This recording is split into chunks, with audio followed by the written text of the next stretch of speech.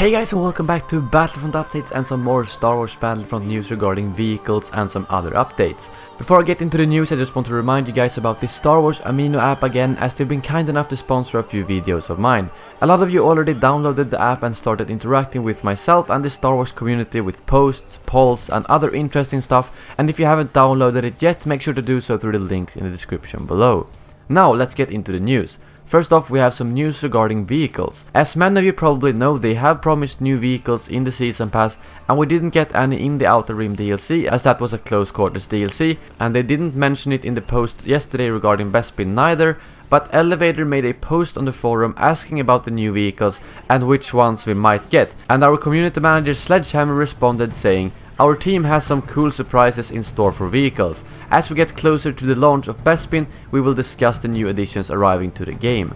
To me, this basically sounds like we are in fact getting new vehicles in the Bespin DLC, which would be fantastic. It's a bit harder to guess what sort of vehicle we might get, but since we are getting a new Fighter Squadron map in the Bespin DLC, we might get some new ships like the B-Wing or TIE Advanced. But for someone like me who honestly isn't the biggest fan of flying, that would be a little bit disappointing. The question is, what else could be added as a vehicle?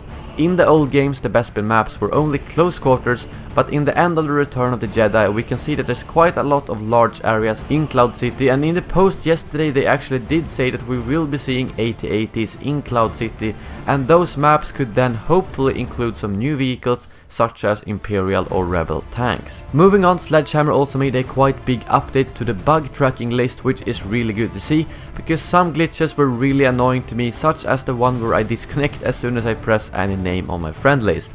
That is now finally on the tracking list, so we know they are looking into it. If you do have any problems or bugs, make sure that you check this list out at first, and if it's not on there, make sure to report it under the bug reporting section in the forum. Lastly, we got an update from Gulame.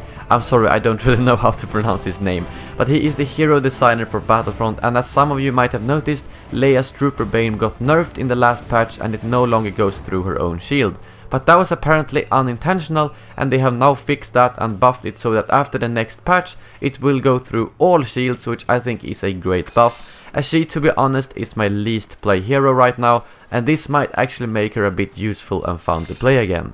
Anyways, that brings this video to an end. Make sure to drop a like if you enjoyed it, and don't forget to subscribe for more Battlefront news. Thank you very much for watching, and as always, may the Force be with you.